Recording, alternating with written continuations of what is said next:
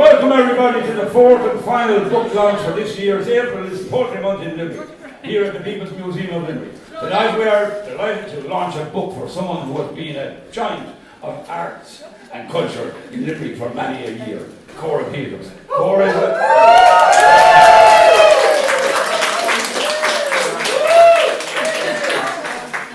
a hugely respected figure in Limerick's artistic community and has a long history of contributing to the city's vibrant literary scene. The Beauty in the Broken is published by Revival Press and offers readers a deeply insightful and moving memoir in both poem and prose, chronicling her childhood, family relationships, education and the influential people and places that shaped her remarkable voice. And now a word from our poetry editor, Tommy Collins. agus táfíorás ar an bheith seo nach ag seola an áir ear speisialta seo The Beauty in the Broken, the Cora Peters mar dúirt Tom sin leabhar céad nó gné a chuir tús le chance go fáilte thóir a bubble sa láir an scríb nóir limní. So hello everyone, I'm Tom Collins, the poetry editor here at Revival Press, which is the poetry imprint of the Limerick Writer Center. I'm delighted to be part of this event tonight, our fourth Limerick book launch of April's Poetry Month 2025, as we all gather to celebrate the release of a long-awaited debut collection, The Beauty in the Broken, by the one and only Cora Peters. Before we hear from John Liddy and from Cora herself, I just want to say a few words about what we do at the Limerick Writer Center, especially with our community publishing programme. We've been working hard to make a mark in the world of literature, mostly in Limerick City and County, but also moving beyond, bringing book ideas and writing to people of all ages, locally and across the country. This evening we celebrate our 199th publication since this journey began back in 2008. We trace our lineage from the legendary era of weekly readings, which became known as the White House Poetry Revival, beginning in the early 2000s, a tradition whose roots grew from the Poetry Circle founded by Desmond O'Grady in the White House Bar in 1954. We are all about celebrating literature. We love reading, we're passionate about writing, and we believe in the power of words to change lives and build communities. Whether it's a poem, a novel, a memoir, a short story or a song, we think every creative endeavour is valuable and deserves to be shared, enjoyed and remembered through publication and performance. We have adopted the words of John Millington Synge as our motto, that poetry must have its roots in the clay and soil of our communities. Our goal is to take exciting literature and make it more accessible, to celebrate the wisdom and lived experience of real people in Ireland today in their own words. We want to surprise you with how we bring poetry and prose into your everyday life, combining known and strange things, as Seamus Healy said in the postscript, to catch the heart off guard and to blow it open. We believe that art and literature are for everyone and give everyone a chance to find their own form of expression. We remind any new writers and readers at live events not to worry, that these are skills that you can learn, and with practice your inner artist will start to shine through. We also remember what Frank McCourt used to say: keep scribbling, something will happen. But also sing your song, dance your dance, tell your tale. We believe that the act of writing is what really makes one a writer.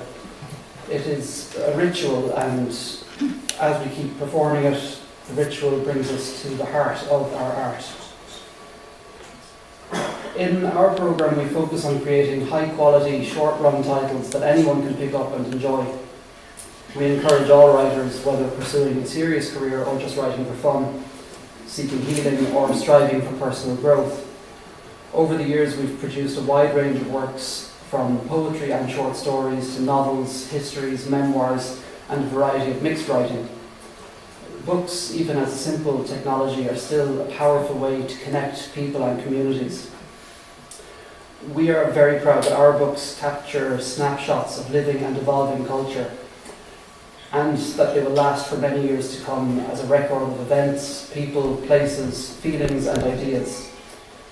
We hope that this legacy will be passed on to future generations whether it's of writers, artists, singers, scribblers or folklorists, especially those with a love for Limerick and the beautiful surrounds of our island. Sometimes, as Samuel Beckett is said to have put it, words are all we have. Sometimes we look within ourselves, at our hometown, our nation, or at events with a global scope and how they reflect on the human condition. I really believe that the words in this book tonight are a superb exemplar of our values in Limerick Writer Center.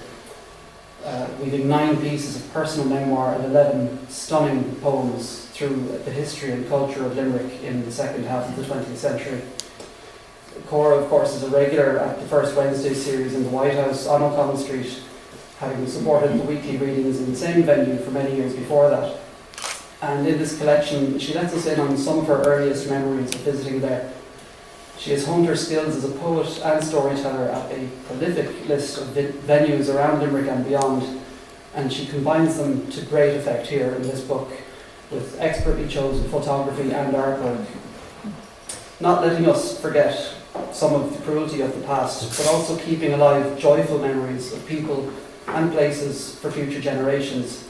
And I was only thinking myself earlier, I wish I could still visualise my old haunts as vividly as the White House, Joe Malone's and Tommy Fitz's are over here. So on behalf of Revival Press and Limerick Writer Centre, Rabila Mahagat, Cora, Osok Sandesh Hortzoin, Litchfield North, Curry Globe. Thanks to the People's Museum of Limerick for hosting this event, to John Liddy for the words that he will soon share with us, and a special thanks to the rest of the team at Limerick Writer Centre, especially Catherine Shields for her design work. It is absolutely fantastic to see such a magnificent crowd here tonight to support Cora and her writing. I usually at this stage would encourage everyone to buy a copy, but I think most of you have got one already. But buying this book supports the author's writing and her chosen charity, but more than that, it is a real pleasure to read this book and to ponder the thought-provoking ideas and stories between its covers. So congratulations, Cora, on a stunning collection of writing.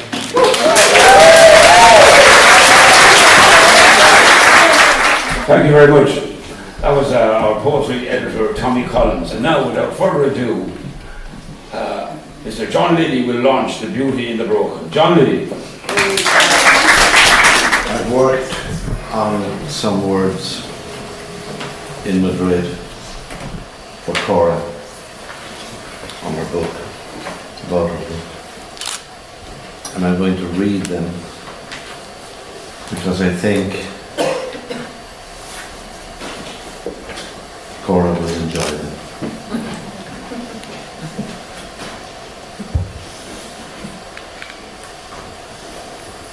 Words for Cora's launch of The Beauty in the Broken.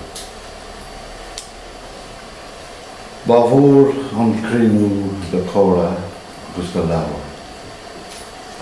Ka lucher ormshif goler eto. It is an absolute honour and pleasure for me to have been asked by Cora to launch her first book. The Beauty in the Broken, here in the People's Museum, a collection of poetry and prose brought to us by Dominic Taylor, Director of the Limerick Writer Center, and Tomás Aquilán, the Poetry Editor of Revival Press.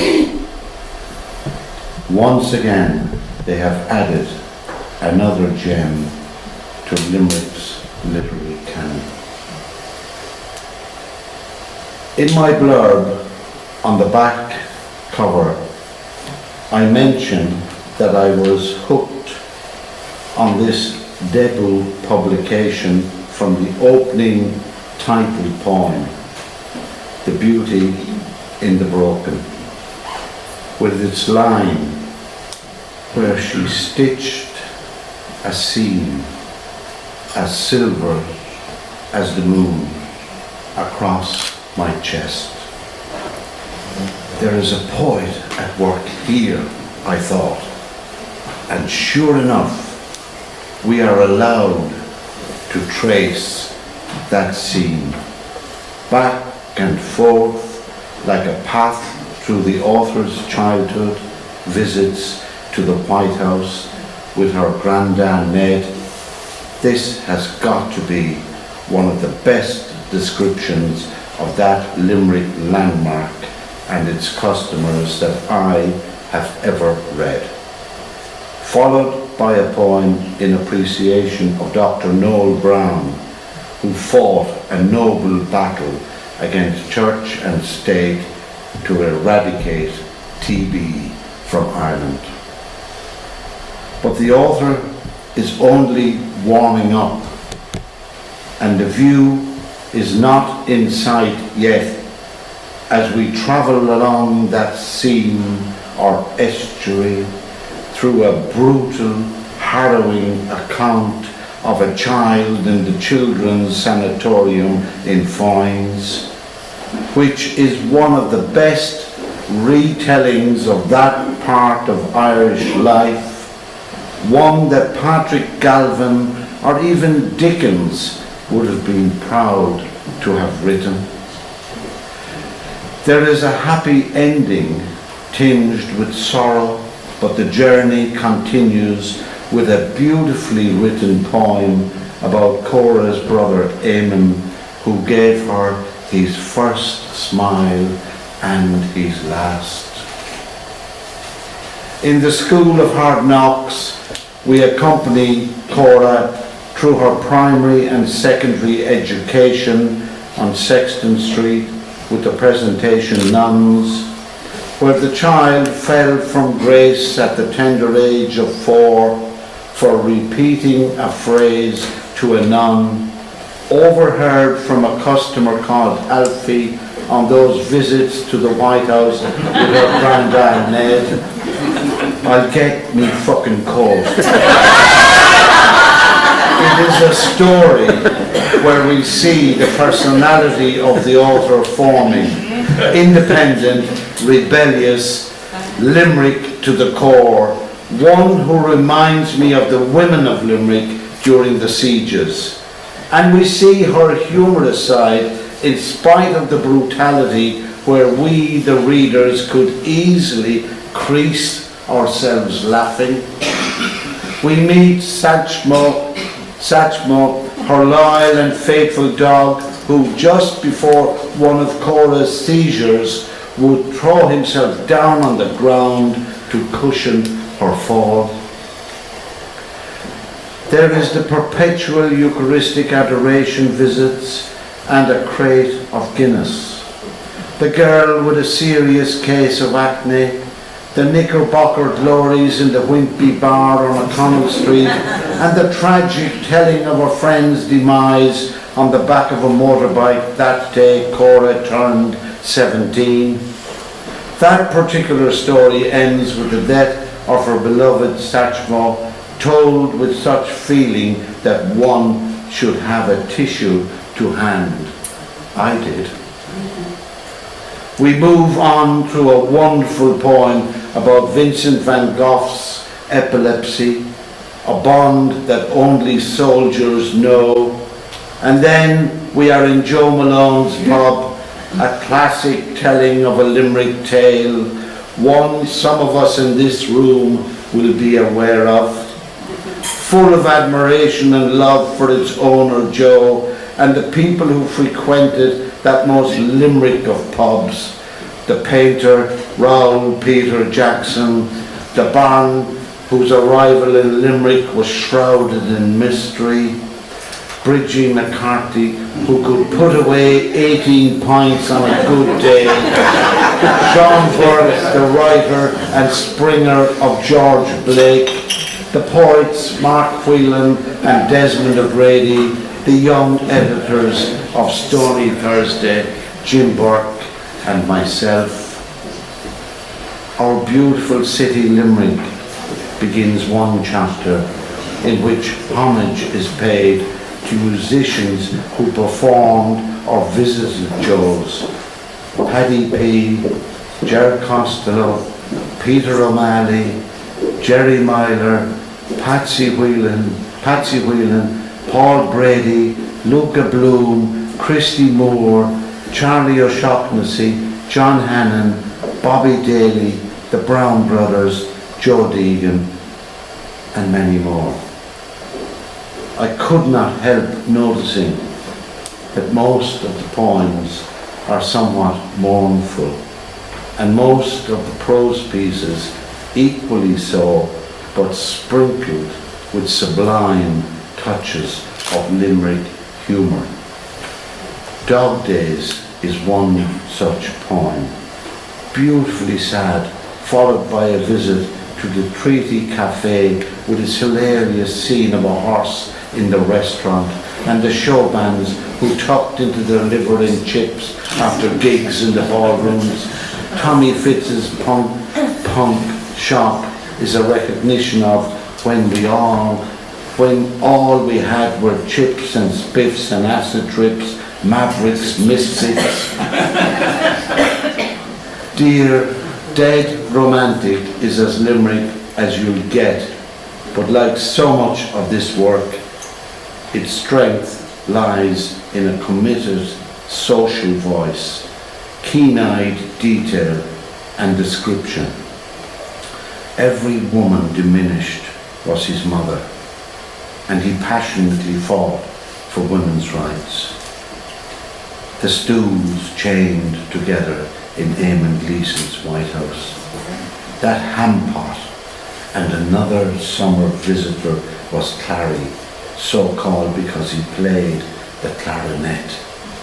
But it is also the honesty of the language as exemplified in the poem Clearing Out the House. Fairground Attractions is so good that it deserves to be widely read and listened to. Perfect for Sunday miscellany. And the poem from my friend Terry Murray is a moving homage to a poet who fell in love with Limerick. The local phone box is a must for the mobile generation, and the poem The Visitors deserves to speak itself. For the heartsick and the loneliness of souls, to cross over and buy the wine with loved ones, an ethereal communication of the living and the dead. It ends with, we are our ancestors. We will be the ancestors. We will be the stories. I'm also tempted to finish here, but I must reference the Cashmere Coat, a poem about how poems are made, and the closing pieces, A Cherished Christmas, and that Dylan Thomas sounding A Childhood Christmas in Limerick, are about discovering the real Santa and the completion of the circle. We have accompanied Cora along the seam or estuary or path through part of her life, and the journey is more than worth the view. I, as most of us here present, am grateful to be able to count Cora as a friend, as did my mother, who was also cared for in Milford Care Centre, to which the proceeds from the sale of this book are earmarked. Finally, the photographs by Patrick Thomas Howard deserve their own launch. The entire production is a credit to all involved in its making, especially the courageous and honest writer Cora Peters, whom we must now read as a writer of merit. Míle buíochas as an leabhar seo, anocht do íthe.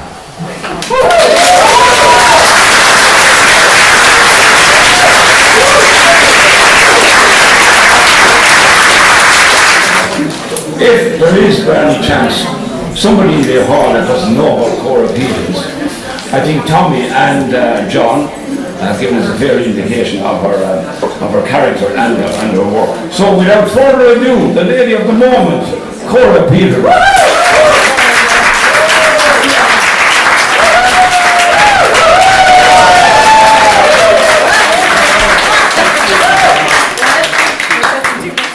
Thank you so much, everyone, for being here. I'm really overwhelmed by Jesus, don't you? I really am, lads. Thank you so much. And even more so because it's my brother Eamon that I wrote the book, a true labour of love. So it makes it all the more special. So thank you very much. And thanks to everybody at Revival Press, everybody that helped with the book, all the photographers, everyone that contributed. And I won't name everybody individually here all night, and the table of wine that won't drink itself. So I had a different poem prepared to do tonight, but a few people then asked me the significance of the title, The Beauty and the Broken. So the story is, I wrote this poem on New Year's Eve in 2022 when I was in hospital in Cork, and lying in the hospital bed, then a bit bashed up, like a bit broken up, and off my face on morphine, so medically induced. Not something I brought in like my own recreation or anything. But I was like, you kind of drift off, and it was like I was whisked away by Marty McFly or somebody, and it's a flux capacitor back in the 1970s. And I was thinking back, I was this beautiful little Japanese girl that I was minding her one day, and she dropped this doll that she had, a kind of ceramic doll, and it broke. And, didn't face her at all. Her mother then opened a drawer inside the room, and full of paints and glues and all sorts of accoutrements, and started putting the doll back together. Then she started explaining to me about kintsugi, 15th century Japanese art of mending broken pottery. And she said in their culture that they don't discard something when it's broken. They look at an object, and if it's flawed, that it gives it its uniqueness. So I thought, yeah. So she said, then she started gilding it then. And she said, we do gold or silver, and we highlight the beauty, and we view it as more beautiful and stronger in the broken places. So when in the situation I was in, I thought, this is a beautiful metaphor for life now. That most of us have been, broken or scarred along the way in some way, So I just thought, I'm not going to look at my scars like that at all. I'm going to look at it as the Japanese do and say, we're all lucky to be here still, And so that's really what I thought. I'm not going to bemoan the loss of my fabulous cleavage or anything.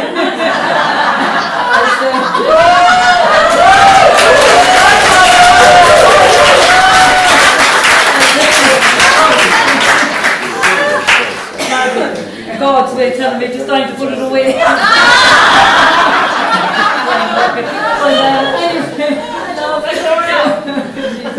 So that's it. I just wrote that poem anyway, and I'll read that one, and I'm going to sit down. If somebody wants my chair, they'll want to sit down. Sarah, did you take my chair? Well, I didn't, but I said sit down. Those things sit down. Anyway, this is the poem I wrote to my surgeon, and it's The Beauty and the Broken from Miss Louise Kelly. When my little friend Sakura's china doll smashed against the pavement on her skull, her mother gathered up the broken pieces. In Japan, the ancient art of kintsugi honours imperfection, and sitting side by side in silk kimonos, they delicately pieced her back together. The mother mixed her mucilage with powdered gold and saturashi lacquer, then highlighted the beauty and the broken by gilding with celestial gold each arbitrary crack. When the surgeon took my breast, she soothed my fragility with kindness and precision, and as the balm of Gilead, she healed me. Now, like surgical kintsugi, my looking glass reflects Louise's beauty in my broken, where she stitched a seam as silver as the moon across my chest. Yeah.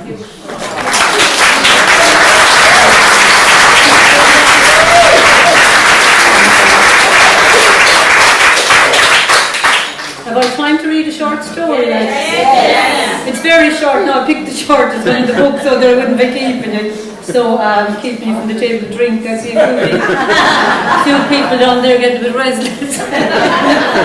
Looking at no one in particular.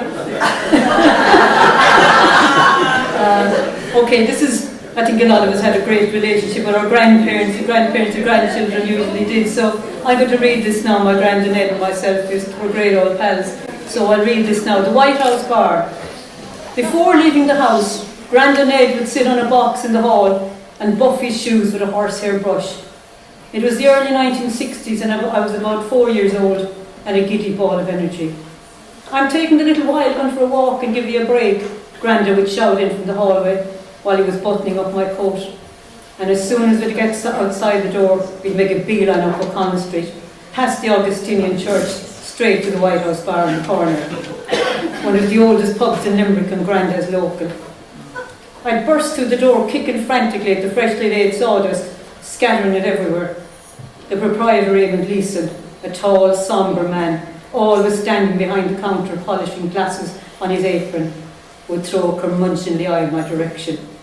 And once Grandad could catch a hold of me, he'd put me sitting up in the bar counter in the corner and pull in his bar stool to corral me. Eamon Gleeson had joined all the bar stools together with a length of wire, and so you were limited in how far you could move them. Aisha, Eamon's sister, a rosy-cheeked, smiley little lady with hair like white, fluffy candy floss, always pulled Grandad's pint and put it up on the dark wooden counter to settle. I watched mesmerised as it surged and settled, and it was ready. When it was ready, I got the first sip of the creamy Guinness Head. The other old boys would drift in gradually, pints of plain all round and whisky chasers, and a few bob for the little one to buy an ice cream. Silver sixpences, threepenny bits and chicken pennies would be pressed into my hand and cleaned up. I loved the pub. I loved the smell of the porter, the smell of the turf fire smouldering in the fireplace in the corner, and I loved it when the old men would light up and puff their pipes, and the sweet aroma of Golden Virginia and Condor Plug tobacco filled the air. From my vantage point at the bar, I took it all in. High up behind the counter were 3 large wooden whisky casks.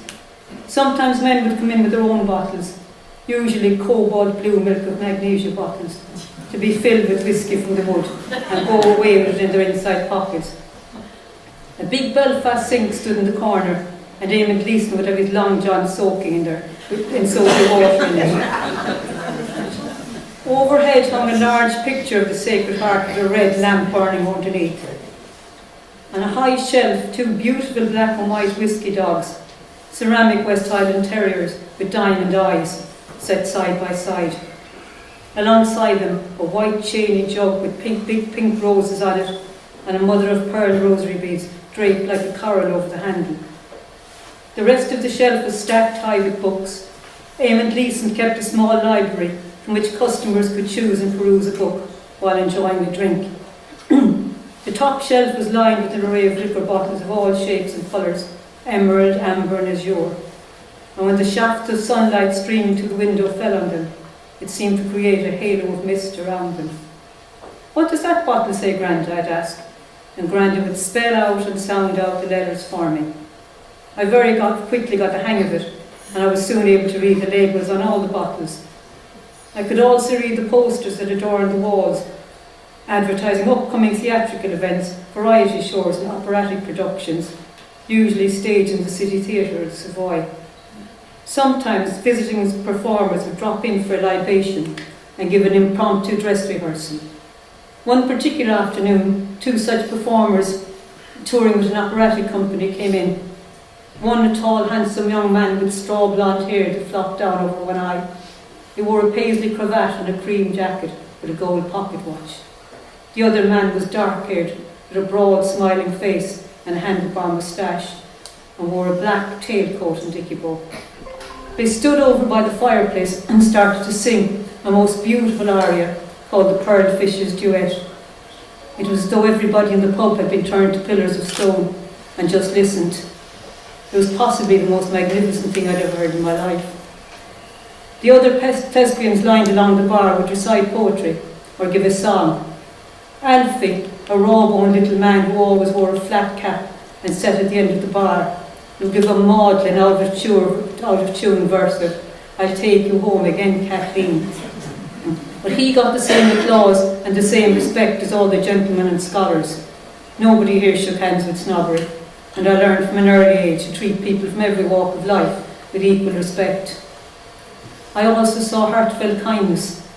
Alfie was a martyr for the drink, and when he wasn't looking, I'd see Grandad taking a crisp pound note and folding it tightly into a tiny little square, and going over to the coat stand behind the door and slipping it deep inside Alfie's inside pocket of his thick serge overcoat. Oh yeah. Grandad said Alfie had a house full of children and that he had drank the money again, the wages again. So he put the money there so his wife could buy milk and bread for her children. I said it was folded up too tightly and she'd never find it. She'll find it, said Grandad in a solemn tone that I'd never heard him use before. At 6 p.m. the church bells would ring out and Ita would hand down the Angelus, and the men lined along the bar, their hands joined loosely in their laps and their heads bowed, would mutter the response into their chests. This was our cue to leave, and Grandad would lift me down off the counter, and holding his hand, possibly a little drunk, I'd skip down the road beside him, the pockets of my coat weighed down and jingling with coins. This early education I received at the White House Bar gave me a lifelong love of literature and the arts. I saw kindness and empathy. I learned how to read, and I learned how to curse. Something that did not go down well with the presentation nuns when I started school. But that's a story for another day. Thank you very much, everyone.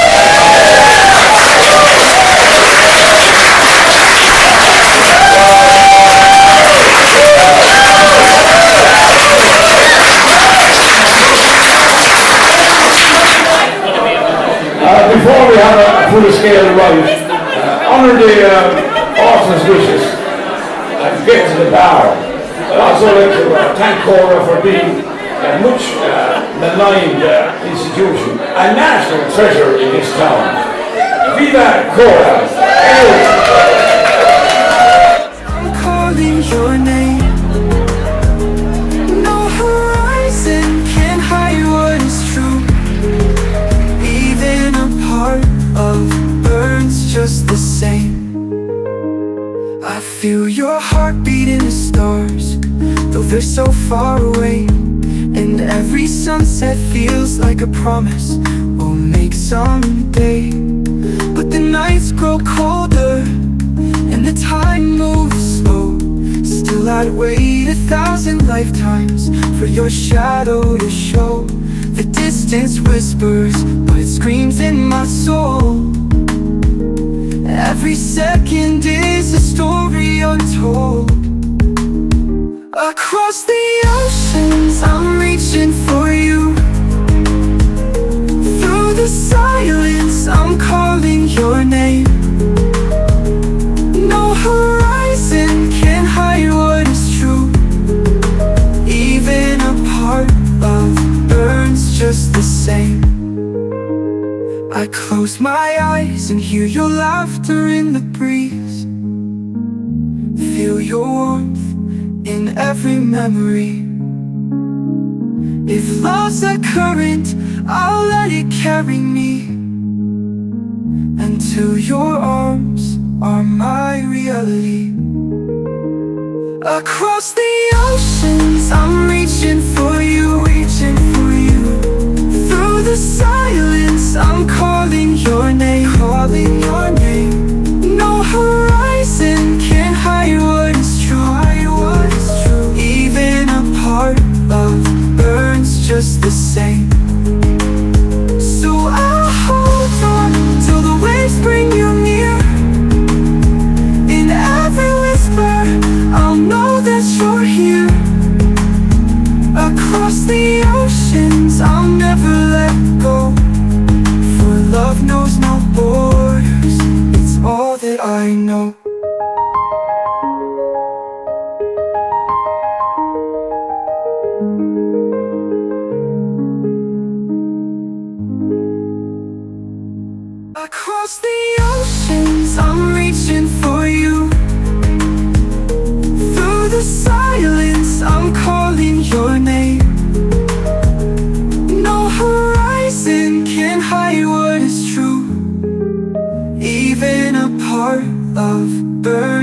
just the same.